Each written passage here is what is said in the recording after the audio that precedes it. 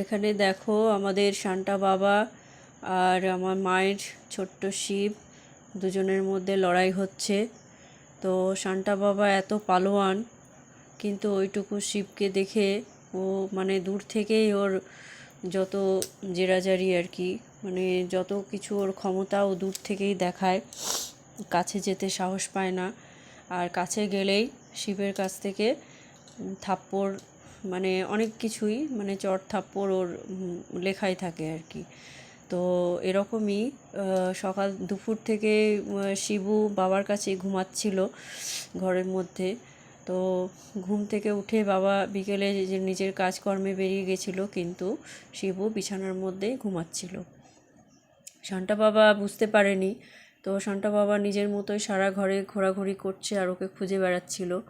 করতে করতে যখন কোনো কারণে ঘরের মধ্যে দরজা খোলা পেয়ে ও বুঝতে পেরেছে যে ওখানে শিবু শুয়ে আছে, তো ব্যাস তারপর থেকে তো আর রেহাই নেই। তো সেই থেকে সমানে ওকে বিরক্ত করছে। তো দেখো শিবু, মানে ওর ঘুম ভালো হয়নি, সন্ধ্যে 6:30 7টা তখনও পর্যন্ত ওর ঘুম ভালো হয়নি, ওকে ঘুমোতেই হবে।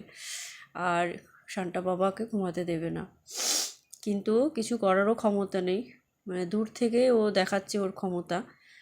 আর শিবু তো উঠবে না, ওর মেজাজ নিয়ে শুয়ে আছে। এবং হাতটা দেখো, খালি মানে হাতটা তুলছে যে এই সুযোগ পেলেই একটা বসিয়ে দেবে শান্তা বাবার গায়ে। তো এই করতে করতে প্রায় প্রায় মানে কিছু মিনিট ধরে ওদের এরকমই লড়াই চলছিল। শান্তা বাবা নিজের মতো করে যত পারছে ওর জোর দেখাচ্ছে, আর আমাদের দিকে একবার করে তাকাচ্ছে, কেন আমরা ওকে ওঠাচ্ছি না, কেন শিবকে আমরা ওঠাচ্ছি না বিছানা থেকে। তো কেউই ওর কথা শুনছে না, আর ওর শান্তা বাবার কথাতেও শিবু উঠবে না। তো এই নিয়েই ওদের চলছে। সে দুজনের জেদ বজায় রেখেছে, কিন্তু ভীষণই ভয় পায় শান্তা বাবা শিবুকে। সারাদিনে অনেকবার ওর কাছ থেকে ওকে মার খেতে হয়, আর দূর থেকেই ও যা করার করে। ভালোবাসে, যখন চোখের আড়াল হয়ে যায়, দেখতে পায় না, তখন আবার সারা ঘরে ছোটাছুটি করে, সারা ঘরময় খুঁজে বেড়ায় কোথায় গেল শিবু। তো এই করতে করতে আমরাও দেখছি, মানে শেষমেশ কী হয় এটা দেখার জন্যেই আমি আর ক্যামেরাটা সরাতেই পারছি না ফোন, মানে ওদের এই দেখছি মানে কায়দাগুলো। তো নিজের কাজকর্ম ছেড়ে মাও দূরে দাঁড়িয়ে আছে, যে শেষ পর্যন্ত কে হারে আর কে জেতে।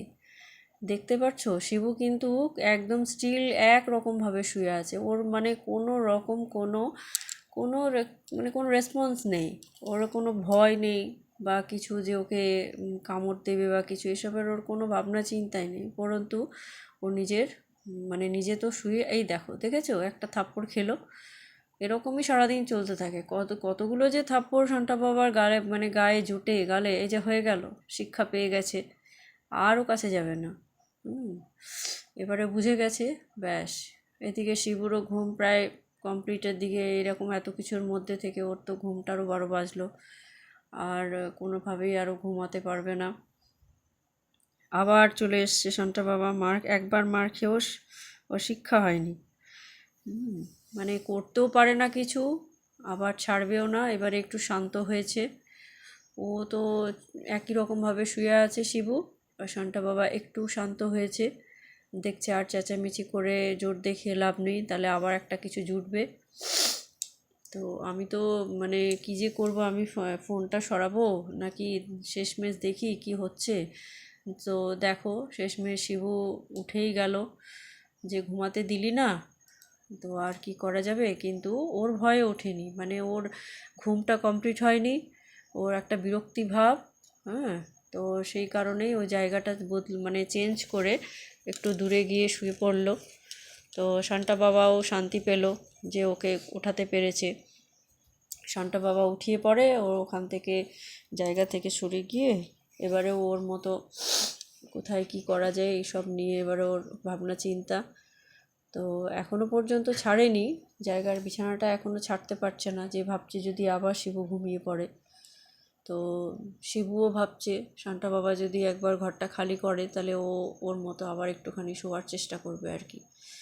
তো ওখানে আমাদের একটা কম্বল আর একটা তোষক রাখা ছিল, তোষকের ওপরে কম্বলটা চাপা দেওয়া ছিল। ওখানে গিয়ে শিবু শুয়েছে আর শান্তা বাবা রুম থেকে বেরিয়ে গেল, দেখলো ওর মতন কাজ করে নিয়েছে।